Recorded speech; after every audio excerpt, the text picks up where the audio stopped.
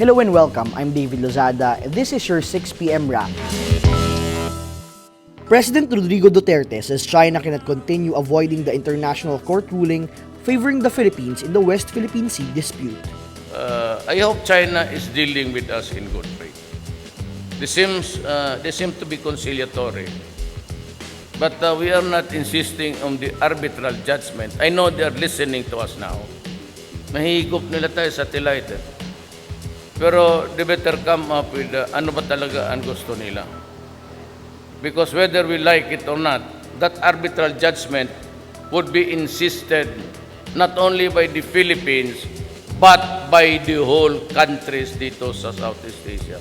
Duterte earlier said he would rather not flaunt the historic ruling in order not to endanger bilateral talks with China, but he's concerned other countries like Thailand, Brunei, Malaysia, and Indonesia will be affected. This is Duterte's most provocative statement to China so far. Philippine Foreign Secretary Perfecto Yasay earlier urged China to stop its reclamation activities in the disputed West Philippine Sea or South China Sea.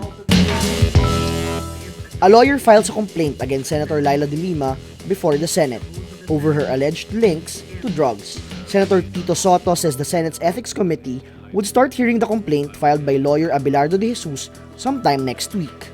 De Jesus earlier said the Ethics Committee is the best venue for De Lima to defend herself from allegations made by President Rodrigo Duterte. Duterte earlier accused De Lima of being the highest government official linked to the illegal drug trade.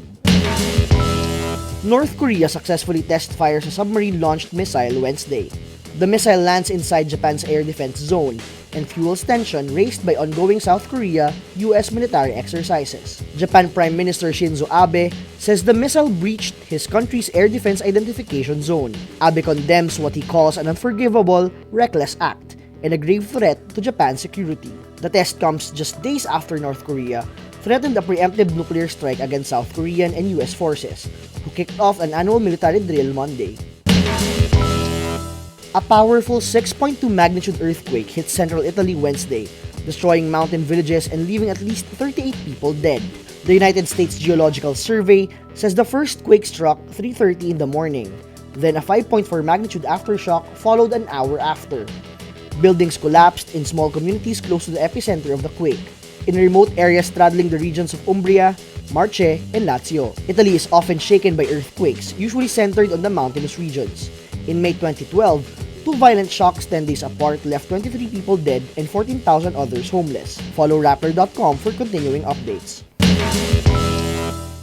After the 2016 Olympics in Rio de Janeiro, Brazil, Japan gears up to host the 2020 Games, with the Olympic flag arriving in Tokyo Wednesday. Tokyo Governor Yuriko Koike carried the flag at a ceremony at the city's Haneda Airport. Tokyo last hosted the Summer Olympics in 1964. Japan's Prime Minister Shinzo Abe earlier made a comical cameo as Nintendo video game character Super Mario, coming out from a pipe after a video showed the character drilling down from Tokyo into the earth to reach Brazil. That's your 6 p.m. wrap. Watch our updates daily at 12 noon and 6 p.m. I'm David Lozada. Remember, tomorrow begins today.